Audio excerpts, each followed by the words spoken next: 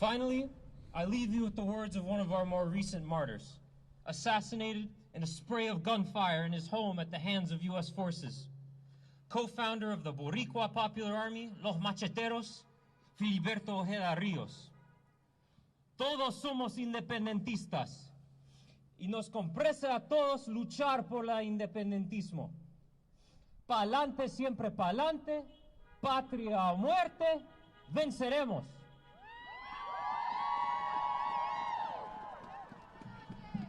Pa'lante. ¿Está listo, chico?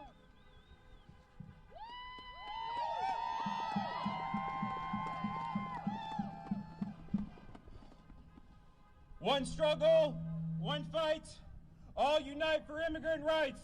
One struggle, one fight, all unite for immigrant rights.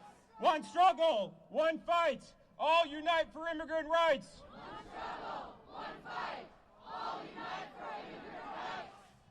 We all watched the ICE murder of Renee Good on camera. This act of senseless violence was an eye-opening experience for many. It showed us that being a concerned U.S. citizen, a nonviolent mother, someone trying to desperately obey contradictory orders and de-escalate, could all the same be shot and killed in cold blood with impunity.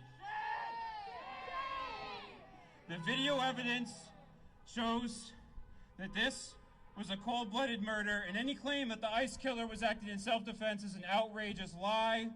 Renee sat there alive, physicians desperately pleading to help, for ICE agents to refuse that life-saving aid as she bled out. Her last words, "I'm not mad at you." The last words of the ICE agent before he murdered her, "Fuck you, bitch."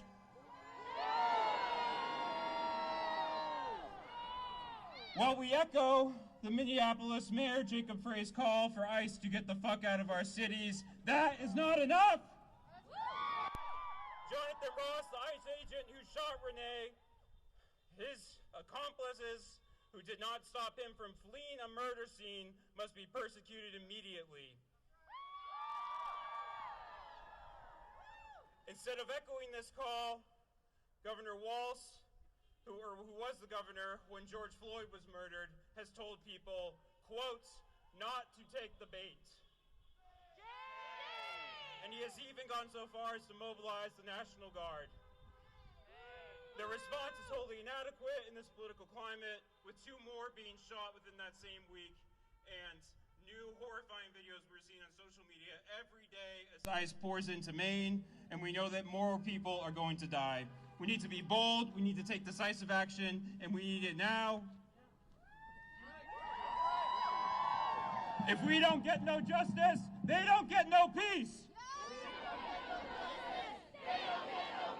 If we don't get no justice, they don't get no peace. If we don't get no justice, they don't get no peace.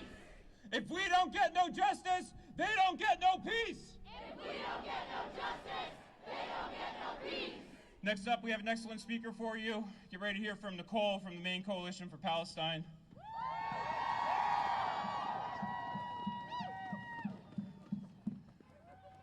Give us a moment. We have a large crowd. I'm sure she has to work through. Are they currently on me right now? I'm going to put this on the tripod. Okay. Yeah. Sorry. Would you mind standing right over there? Sorry, making noise.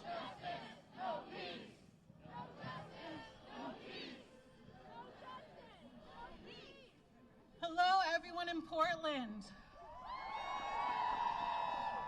I want you to take a look around at the person next to you, the person behind you. Look around because this is our community.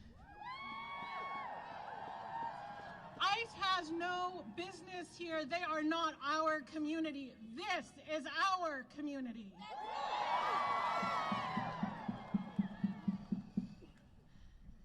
And it's important to remember the humanity of our community. Because let's be honest about what this is.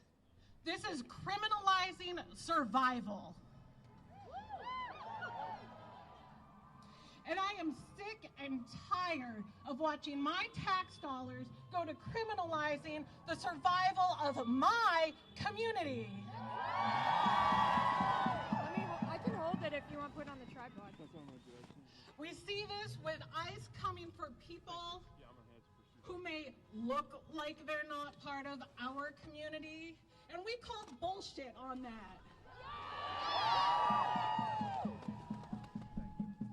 You are part of our community. No matter what any paper says, you are part of our community.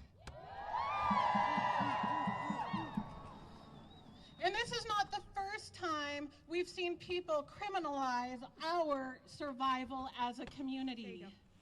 We see our tax dollars going to dismantle tents of people who are unhoused. We see our tax dollars going to bomb the survival of Palestinians in tents. And we say enough. We refuse to criminalize survival. There you go. Because this is the silent step of dehumanizing people. But we cannot keep our humanity intact when we dehumanize others. There is no way that this doesn't come back in our own backyard. When we accept what the RAF is doing to our Sudanese brothers and sisters, we accept it for ourselves. When we accept what the bombs are doing in Gaza, but when we accept what the settlers are doing in the West Bank, then we accept it for ourselves. And we are here because we say, no more.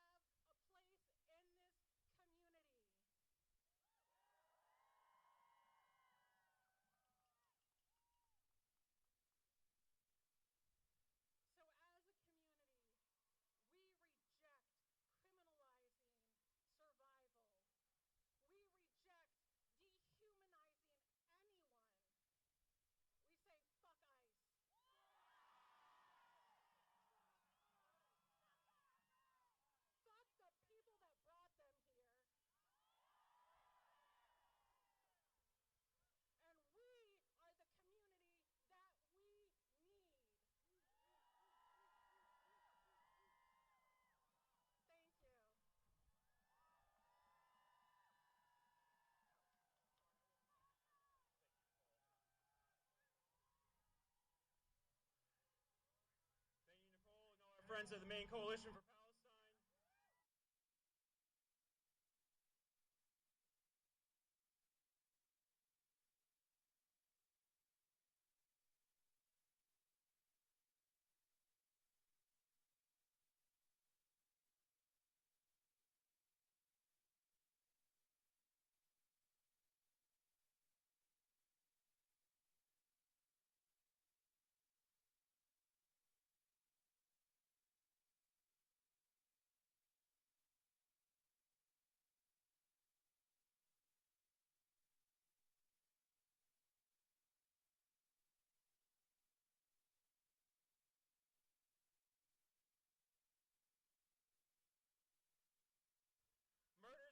Are an inevitable part of the massive crackdown the Trump administration has released across the country.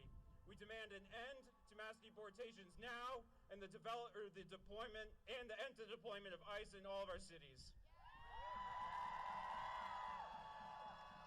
We demand justice for Silverio and for Nicole and for Keith and for all the victims of ICE terror. We want justice and we want it now. What do we want? When do we want it? Now! What do we want? Justice! When do we want it? Now! What do we want? Justice! When do we want it? Now I'd like to welcome Todd from the Maine Democrat Socialists in America. Thank you. Thanks, Zach. For the press, Todd Chrétien, Toddchretiens. It's an old French name, should be Chrétien. I'm representing tonight the Maine Democratic Socialists of America, and also a candidate right here in Portland for Maine House District 112. So if you're in my district, say hi. A couple things tonight. I want to teach you a chant that I learned in Oakland, California. This is not a new fight. This is a fight that's been going on a long time. I'm a Spanish teacher, so stick with me. You're going to learn a Spanish chant tonight. Okay. Aquí estamos. Aquí estamos. Y no nos vamos. Y no nos vamos. Y si nos echan, Y si nos echan, nos regresamos. nos regresamos. That means we're here, we're staying, and if they kick us out, we're coming right back. So let's try it one more time. Aquí estamos y no nos vamos. Y si nos echan, nos regresamos. Aquí estamos y no nos vamos. Y si nos echan, nos regresamos. Okay. I'm going to say three things tonight. We have to abolish ICE. In order to do that, we need a strategy, and we need to understand where we are in the struggle. I want to get rid of capitalism. I think we need a society based on human decency. But I will tell you truthfully, we are not at the edge of that struggle right now. We are at a struggle we have to go through before we get to that. Our goal, what is our goal? It is to get ICE out of our state. That is a goal. That is a goal that we can build a coalition of the majority of people in the state to be on our side. But we have a problem. ICE is an occupying military force that does not care about what the majority of the people of Maine think. So we have to develop some strategy and tactics to win our goal. Our goal is to throw ICE out of our state. How are we going to do it? Three-pronged approach. Number one, you hear all the horns. What do all the horns signify? They signify that thousands of people are documenting, are verifying, are commuting, are not letting our neighbors being taken without a fight. That we are going to be with ICE wherever they go in this state, and we are going to slow them down. So if you have been out commuting, if you are on the signal threads, thank you for what you're doing. Keep it up. This is going to be a long fight. Be careful. These people will hurt you. Be careful.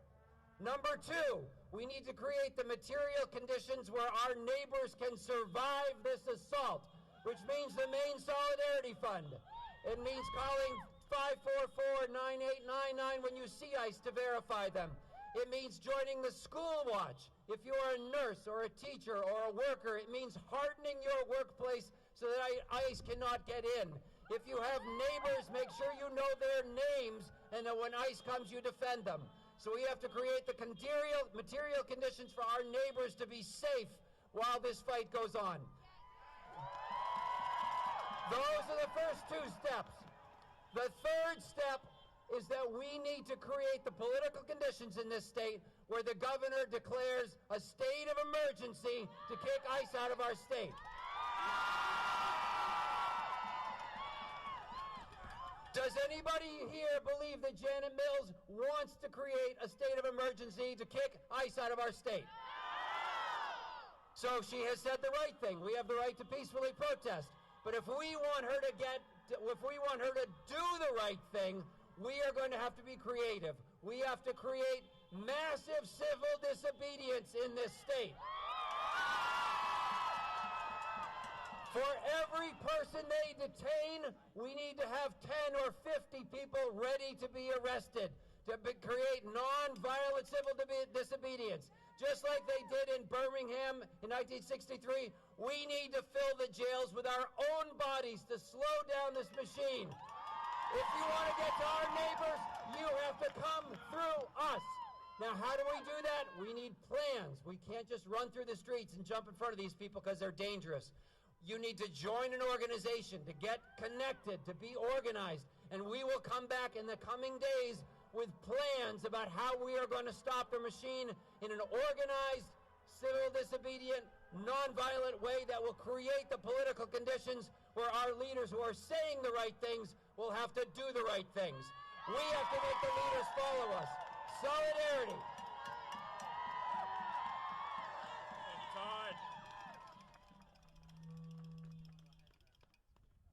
You know, folks, I think ICE thought it would be too cold out here for you tonight. But I see a few hundred people out here who say otherwise. We're going to continue with our program tonight. Before we get going, I want to read a statement from our friends over at Project Relief Maine. They have been doing excellent, necessary mutual aid work. And though they could not be here tonight, they are here as co-sponsors and in our hearts.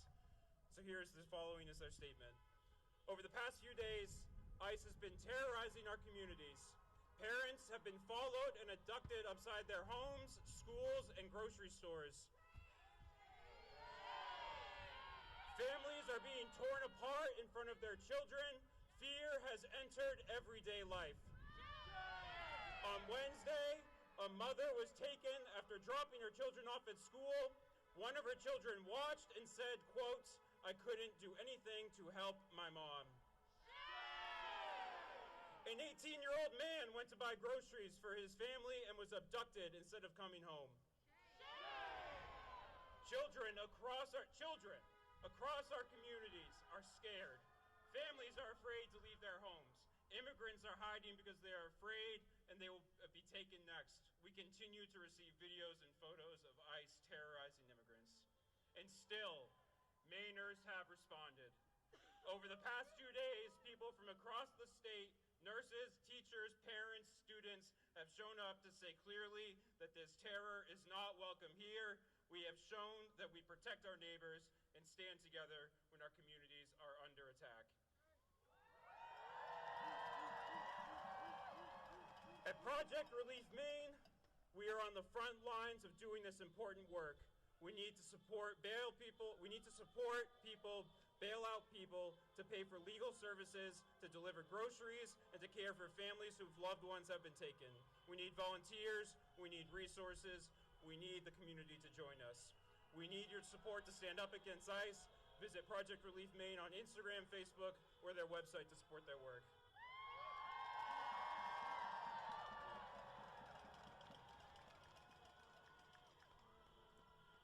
If you are here and you are 23 years or older, you have already lived in a world where ICE has not existed. ICE does not keep our communities safe. 70% of the people ICE has arrested have no criminal record. 93% of the people arrested by ICE have not been convicted of a violent crime. All of this while ICE operates at 140% of its official capacity, holding people in barbaric, inhumane conditions, often violating people's rights. Another thing to note is the climate of fear ICE creates, which our friends at Project Relief just spoke to. 200 people at Deering High School alone have reportedly skipped school after Maine abducted a mother of 4 after she dropped off her child at school. The Maine Health Center is reporting abnormally high call-outs, with 20 more people than usual calling out. Maine's healthcare infrastructure is already crumbling, and ICE is still legally allowed to use Medicare data to track people. This leads to people avoiding seeking necessary medical care, reporting crimes, attending school, and all other necessary functions of life. We have a right, in fact, we have a moral obligation to say no more. We have seen time and time again that the Trump administration will try to criminalize people exercising their free speech rights. We see the same tactics in the West Bank. ICE, who trains with the IDF, uses systematic violence and intimidation to terrorize communities. But we will not be intimidated, and we will continue to raise our voices until we win justice for Renee Good and end ICE's mass deportations once and for all. We are for liberation, not deportation. Up, up with liberation! Down, down with deportation! Up with liberation! Down, down with deportation! I would now like to introduce our next speaker, Marfine Shan, who is a local city leader in Portland, a candidate for the Cumberland County Commissioner for District 5, and an advocate for immigrant communities in Maine. Thank you, Marfine.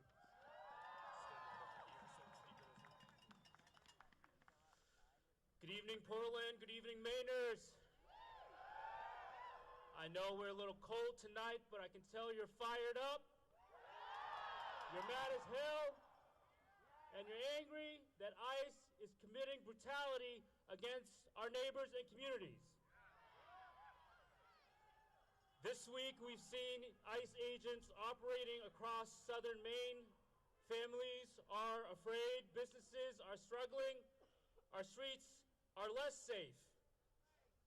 And queer and people of color like myself, immigrant or not, are feeling fear for their lives. And I want to talk to you tonight about what's really happening here and why we need to see through the smoke and mirrors. Because here's the truth. Immigrants are being scapegoated for an economy that's failing working people, and it's a lie we cannot afford to believe. Let's start with what we were promised. The current administration told working class Americans that if we just cracked down on immigration, good jobs would come back, that wages would rise, that housing would be affordable, healthcare costs would drop, that the American dream would be within reach again. But is that where we are? Working families are still struggling to make ends meet. Rent keeps climbing, groceries cost more every week, healthcare is still bankrupting people, and instead of solutions